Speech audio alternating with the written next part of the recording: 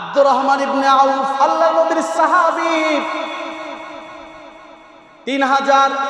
3699 নং হাদিসের বর্ণনা, বুখারীর বর্ণনা। আব্দুর রহমান ইবনে আউফ বলেন, আমি যুদ্ধের কাতারে দাঁড়িয়ে আছি, হঠাৎ দেখি ইনদি ফাতায়ান, আমার ডানে আমার বামে দুইজন যুবক দেখা যায়, অল্প বয়স্ক দুইজন যুবক দেখা যায়। ইয়াকুলুলি, আমাকে বলে, চাচা আবু জাহেলকে একটু দেখায় দেন, আমরা তো আবু জাহেলকে চিনি না, কি করবা আবু জাহেলকে দিয়ে? আব্দুর রহমান ইবনে আউফ বলেন, আমি জিজ্ঞাসা করলাম আবু জাহেলকে দিয়ে কি করবা? মুআজ মুআওয়াজ দুই ভাই আমাকে জবাব দেয়, আমরা শুনেছি মক্কার জমিনে আমার রাসূলকে পাথরের আঘাত করে রক্তাক্ত করেছে, ঠিক কিনা বলে? আমরা শুনেছি আমার রাসূলের বাড়ি থেকে নবীকে তাড়িয়ে দিয়েছে, রাসূলকে বকাঝকা করেছে, অনেক কষ্ট দিয়েছে, এই আবু জাহেলকে একটু দেখায় দেন। আব্দুর রহমান ইবনে আউফ উনি বলেন, আমি চিন্তা করলাম ছোট দুইটা বাচ্চা কি আর করবে, দেখায় দেই। দেখায় দিল, ওই দেখো আবু জাহেলকে দেখা যায়। দেখায় দেওয়ার সঙ্গে সঙ্গে চাতক পাখির ন্যায় দুই ভাই আবু জাহেলের উপর আক্রমণ করলো। আবু জাহেলের উপর আক্রমণ করে সঙ্গে সঙ্গে সেকেন্ডের মধ্যে আবু জাহেলকে জমিনে ফেলে দিল। আল্লাহু আকবার! ছোট দুই ভাই জমিনে ফেলে দিয়েছে। এরপরে আব্দুর রহমান ইবনে আউফ, অন্য বর্ণনায় আছে আব্দুল্লাহ ইবনে মাসউদ, দুজনের কেউ গিয়ে আবু জাহেলের দেহ থেকে মাথাটাকে আলাদা করেছে।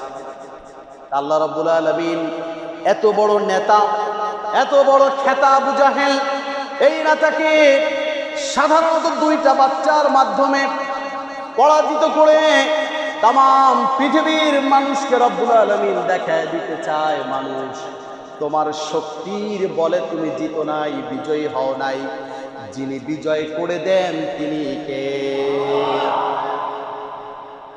এই যুদ্ধটা হয়েছিল রমজান মাসের 17ই রমজান, শুক্রবার।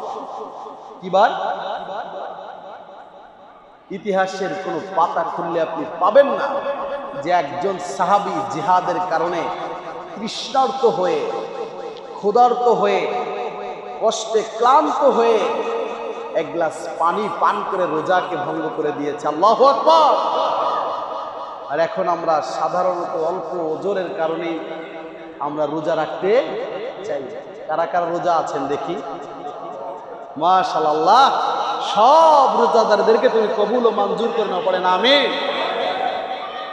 আর যারা অসুস্থ আছে রব্বুল আলামিন রোজা রাখতে পারে না, তাদেরকেও সুস্থ করে দাও, পড়েন আমিন। সর্বশেষ হয়তো অনেকে মনে করতে পারে হুজুর জিহাদের বর্ণনা করতেছে, না, জিহাদ জিনিসটা আপনাকে বুঝতে হবে। জিহাদ জিনিসটা কি এটা বুঝতে হবে আপনাকে। জিহাদ দুই পক্ষের লড়াইকেই জিহাদ বলে না। আমার ক্ষমতার জন্য আমি যুদ্ধ করলাম, এটাকে জিহাদ বলে না। আমার সম্পদের জন্য অবৈধভাবে আমি মামলা করে বছরের পর মানুষকে হয়রানি করে আমি জিতে গেলাম টাকার জোরে, এটাকে জিহাদ বলে না। জিহাদ বলে একমাত্র শক্তি থাকবে কার? শক্তি থাকবে কার?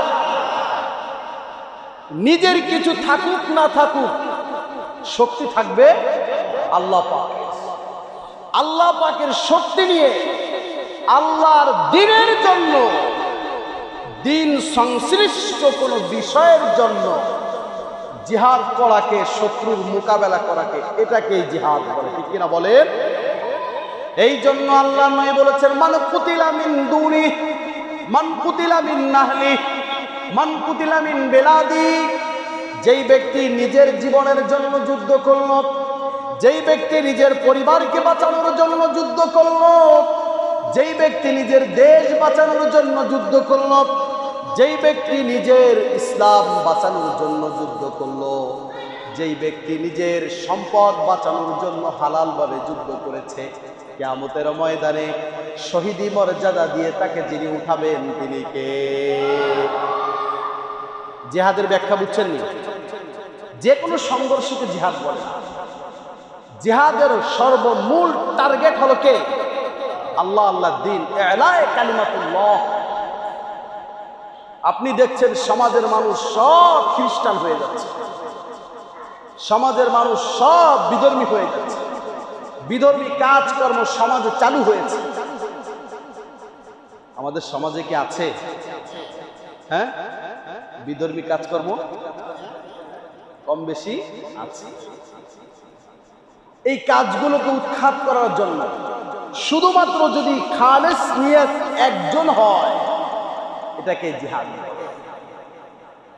আর সবচেয়ে বড় জিহাদ হচ্ছে নিজেকে হালাল থেকে বাঁচানো, হারাম থেকে বাঁচানো, নিজেকে ঘুষ থেকে বাঁচানো, নিজেকে সুদ থেকে বাঁচানো, নিজেকে জিনা থেকে বাঁচানো, সকল প্রকারের অপকর্ম থেকে বাঁচানো। এটাই হচ্ছে সবচেয়ে বড় জিহাদ, ঠিক কিনা বলেন? এই জিহাদটা হয়েছিল বদরের প্রান্তরে রমজানুল মুবারকের 17ই রমজান। সাহাবীরা ক্ষুধার্ত অবস্থায় জিহাদ করেছে। তারা জিহাদ করে ইসলামের বিজয় এনে আমাকে আপনাকে রেডিমেড ইসলাম উপহার দিয়েছে, ঠিক কিনা বলেন? এখন আমরা ইসলামের জন্য কি করি? ইসলামের জন্য তো আমরা কিছুই করতে পারি না। আল্লাহর কাছে দোয়া করি, পড়েন রব্বুল আলামিন আমাদের সকলকে আজীবন ইসলামের জন্য কাজ করার তৌফিক দান করো। পড়েন আমিন। ওয়া আখির দাওয়ানা আলহামদুলিল্লাহি রাব্বিল আলামিন। আসসালামু আলাইকুম ওয়া রাহমাতুল্লাহি ওয়া বারাকাতুহু। সুন্নাত পড়েন।